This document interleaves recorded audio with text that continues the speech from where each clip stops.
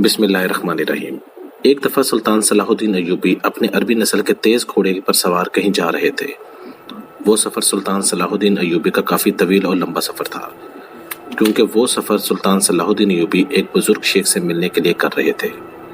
جب سلطان صلاح الدین ایوبی بادشاہ رینالڈ کے ساتھ امن معاہدہ کرنے لگے تو اس سے پہلے ایک بزرگ جو کہ خفیہ غار میں رہتے تھے اور سلطان صلاح الدین ایوبی کو مشکل وقت میں رہنمائی کرتے تھے، اس کا پیغام سلطان کے پاس پہنچا۔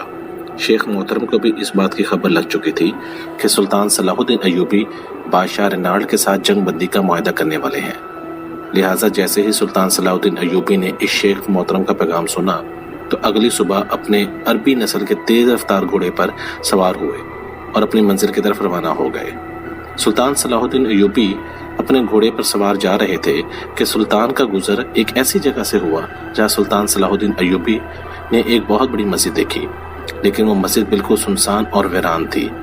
اس مسجد کے حلیے اور ارد گرد کے حالات کو دیکھ کر سلطان کو ایسا لگا کہ اس مسجد میں سالوں سے کسی مسلمان نے قدم بھی نہیں رکھا، کیونکہ ظہر کا وقت تھا مگر ایک بھی نمازی دکھائی نہیں دے رہا تھا۔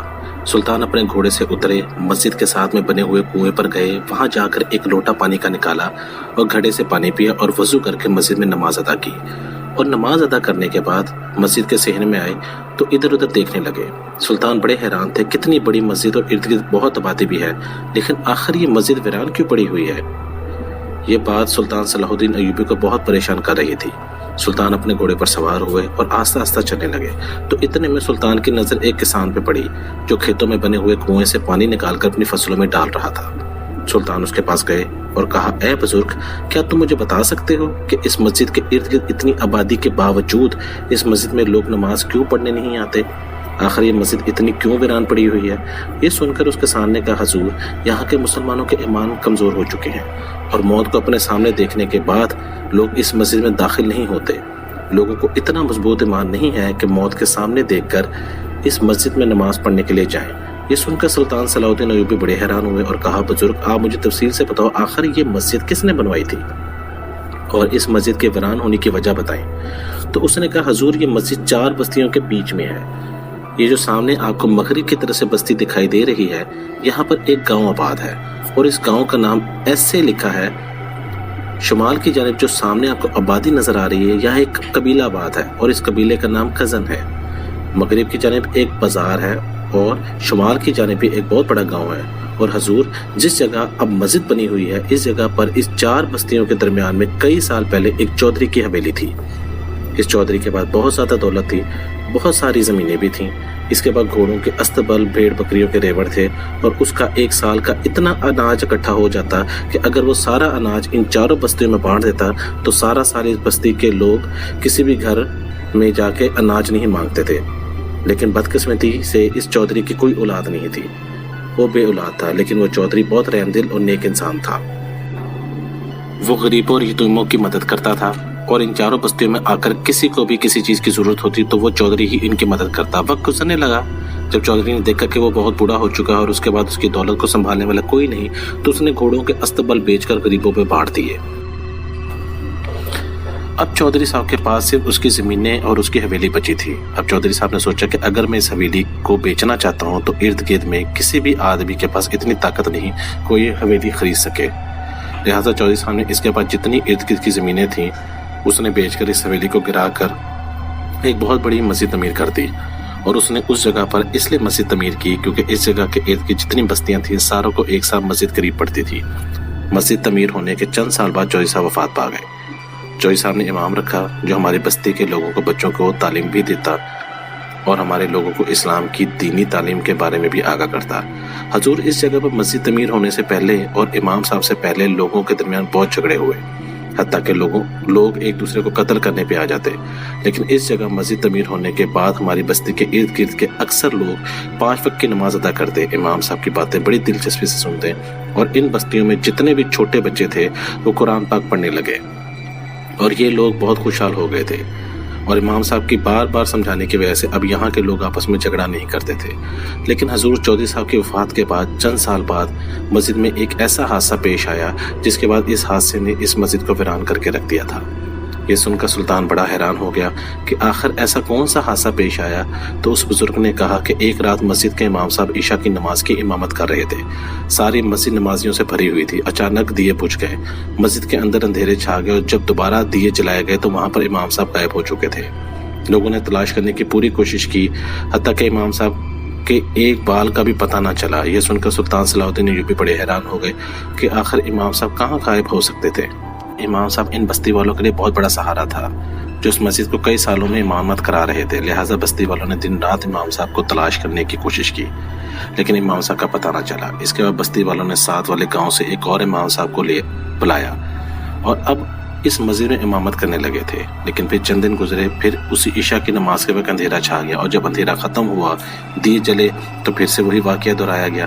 گاؤں والے حیران اور پریشان ہو گئے، کیونکہ پھر دوسرا امام غائب ہو گیا۔ پوری مسجد میں ہلچل مچ گئی، حتیٰ کہ یہ بات آگ کی طرح تینوں گاؤں میں پھیل گئی، لیکن امام صاحب کا کچھ بھی پتہ نہ چلا۔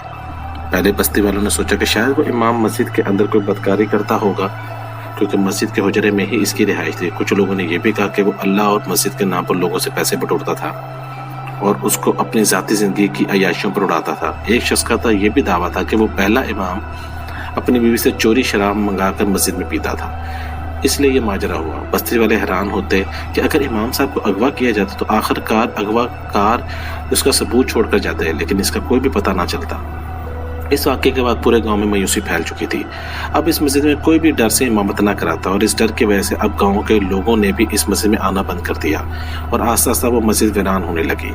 اور اب 2 سے 3 سال گزر چکے ہیں، اس مسجد سے بھی لوگ دور دور سے چلتے ہیں۔ یہ سن کر سلطان صلاح الدین ایوبی بڑے حیران ہوئے اور پریشان ہو گئے کہ آخر اس مسجد میں ایسا کیا راز چھپا ہے۔ سلطان نے کہا، اے بزرگ، اگر میں اس مسجد میں امامت کرنا چاہوں تو کیا گاؤں والے مسجد میں نماز پڑھنے کے لیے آئیں گے؟ تو اس نے کہا، حضور، 2 سے 3 سال گزر چکے ہیں، لوگ اپنے گھروں میں نماز ادا کرتے ہیں، لیکن اگر انہیں یہ خبر دی جائے کہ ایک اللہ کا بندہ یہ سب کچھ جاننے کے باوجود اس مسجد میں پھر سے امامت کرنے لگا ہے، تو ہو سکتا ہے لوگ آنا شروع ہو جائیں۔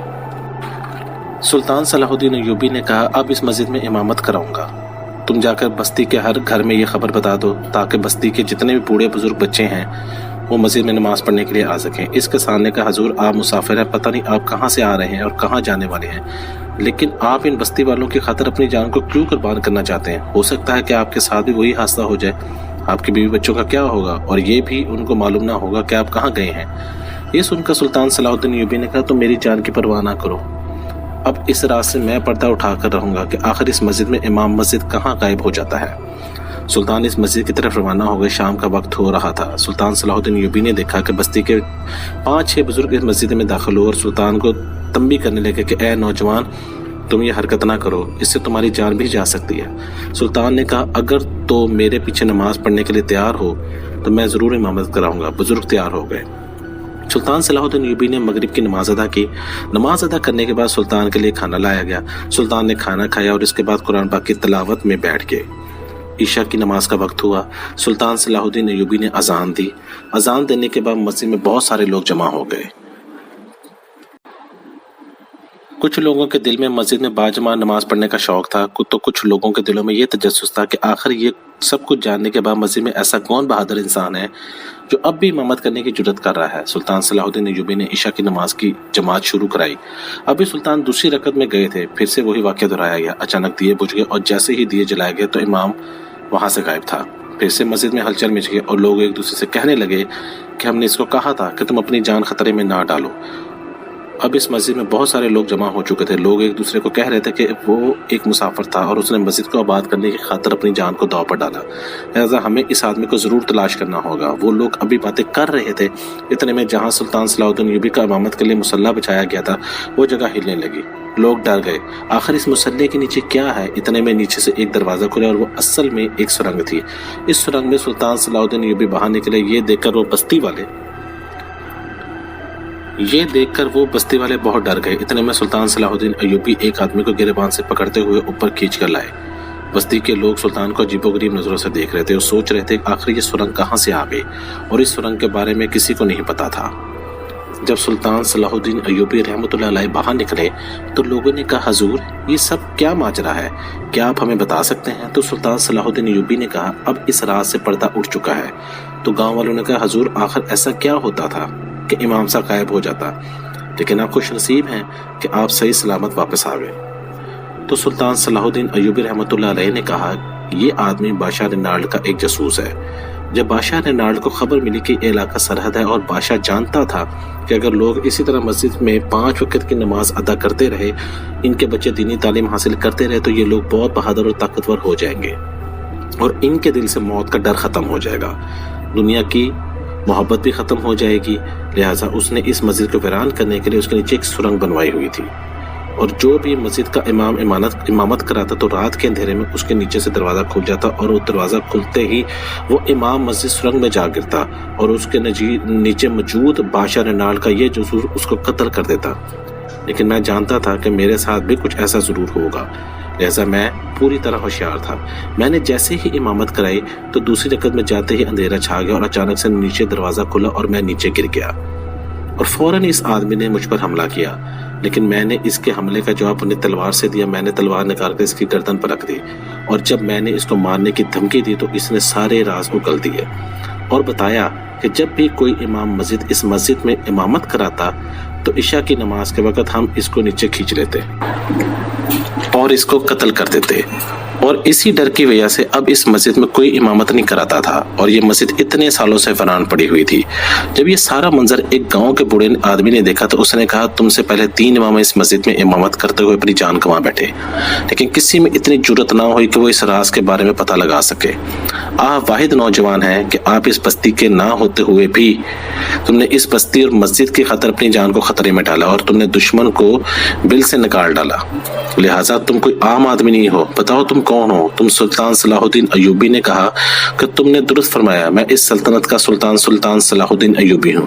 جب یہ بات ان گاؤں کے لوگوں نے سنی تو وہ حیران و پریشان ہو گئے اور سلطان صلاح الدین ایوبی کا شکریہ ادا کرنے لگے، اور وہ مسجد پھر آباد ہو گئی اور اب اس مسجد میں پورے گاؤں کے لوگ نماز پڑھنے لگے، اور سلطان صلاح الدین ایوبی نے اپنی جان پر کھیل کر اپنی عقل مندی سے اس مسجد میں چھپے راز سے پردہ اٹھایا اور اس گاؤں کو اتنی بڑی مشکل سے نکال دیا۔